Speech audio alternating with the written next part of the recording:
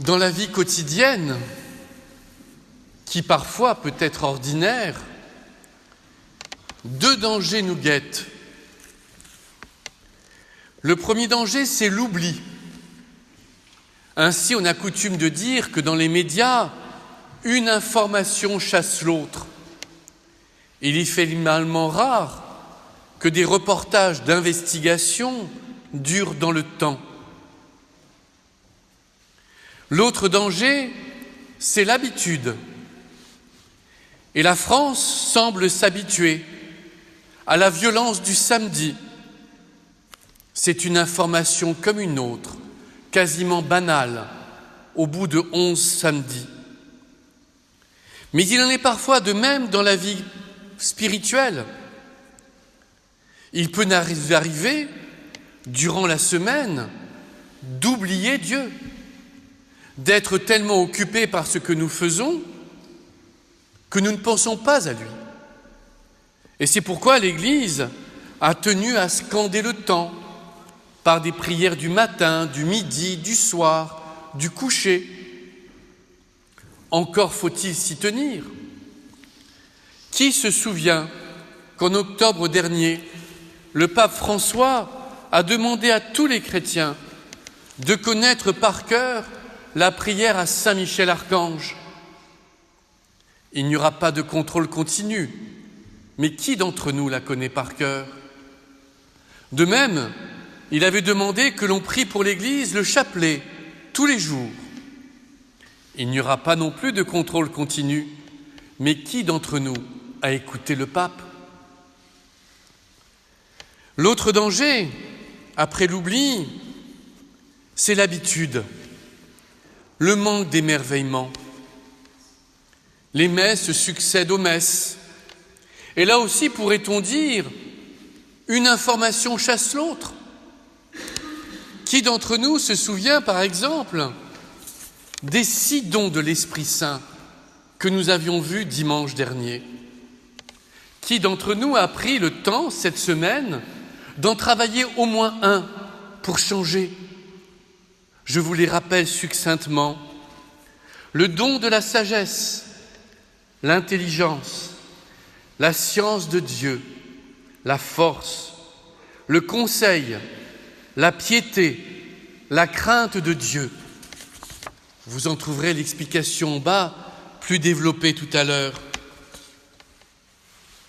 Mais l'oubli, l'habitude, le manque d'émerveillement peuvent étouffer notre vie spirituelle.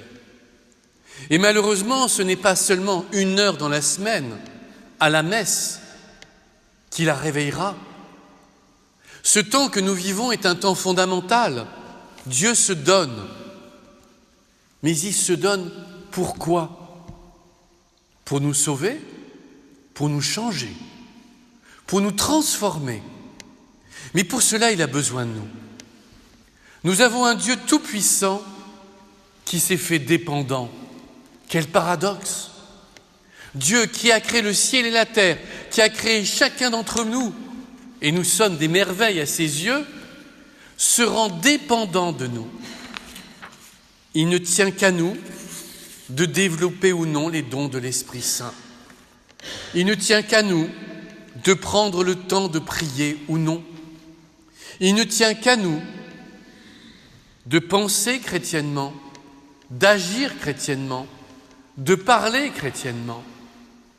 Et constamment, nous sommes confrontés à la liberté qui parfois entraîne l'oubli et l'habitude.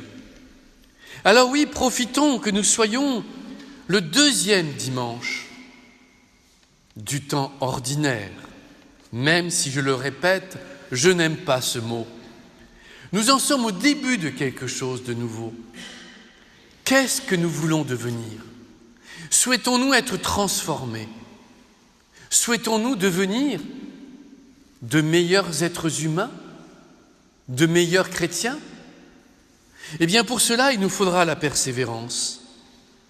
Parce que si la semaine dernière, j'avais développé les dons reçus au baptême, Paul, aujourd'hui, nous parle d'autres dons. Les dons de la grâce sont variés, mais c'est le même esprit. Les services sont variés, mais c'est le même Seigneur.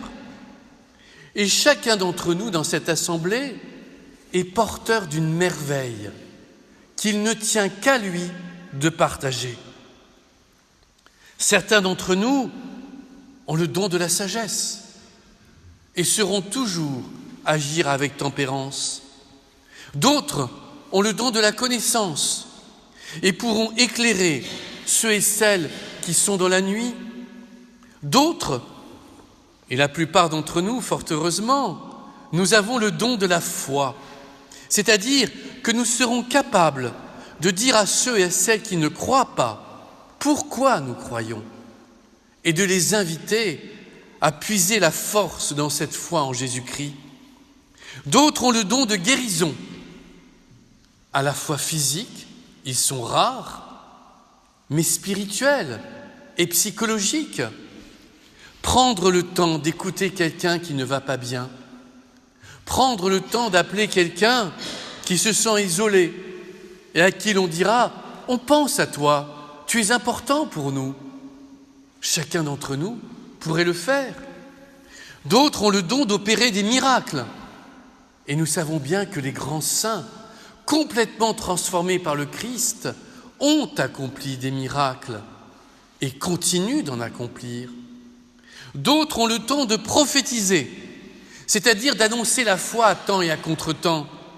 Dans une société où les ténèbres règnent parfois, ils ont le don d'éclairer, d'amener la lumière, de redonner l'espérance. D'autres discernent chez les uns et chez les autres ce qui vient de l'Esprit Saint et ce qui n'en vient pas. D'autres sont capables de parler en langue mystérieuse, ce don des langues dont les charismatiques ont permis la renaissance. D'autres les interprètent. Vous le voyez, dans cette assemblée, nous sommes, je le répète souvent, comme ces vitraux. Chacun d'entre nous a un don différent. Mais il nous faut demander à l'Esprit de nous aider à le faire croître, à le développer. Il faut demander à l'Esprit un don difficile, le don de la persévérance, le don de l'émerveillement, le don de l'effort. Vous avez fait un effort pour venir ici. Les sœurs ont fait un effort de se lever tôt ce matin et de tout préparer pour que cette Église soit belle et accueillante. Alors oui, demandons aujourd'hui au Seigneur de nous éclairer sur ce don qui est en nous, ce don qui peut transformer le monde.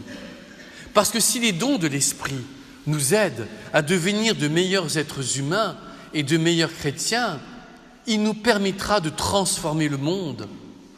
Le monde ne sera pas transformé par la violence. Le monde ne sera pas transformé par l'invective, par la haine, par les rivalités.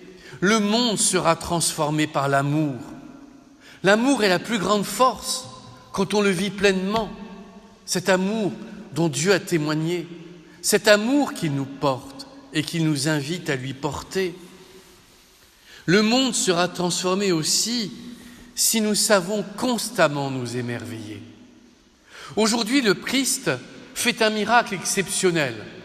Et je suis certain que la plupart d'entre nous, et moi-même, dès le début du texte, nous avons dit « Ah oui, c'est là où il va transformer l'eau en vin ». On connaît le texte. Mais pourquoi le Christ a-t-il fait ça lors de noces?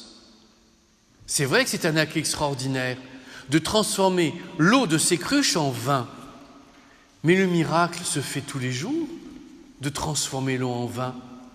Ce n'est pas moi qui le dis, c'est saint Augustin qui le fait remarquer dans un texte magnifique au Ve siècle. Il nous dit, à chaque fois que la pluie tombe du ciel, elle va dans la terre, elle abreuve la vigne, elle abreuve les grappes de raisin qui donneront du vin. Ainsi, chaque année, constamment, l'eau du ciel est transformée en vin dans les vignes. Mais savons-nous nous émerveiller des merveilles de la nature, ou sommes-nous des âmes habituées?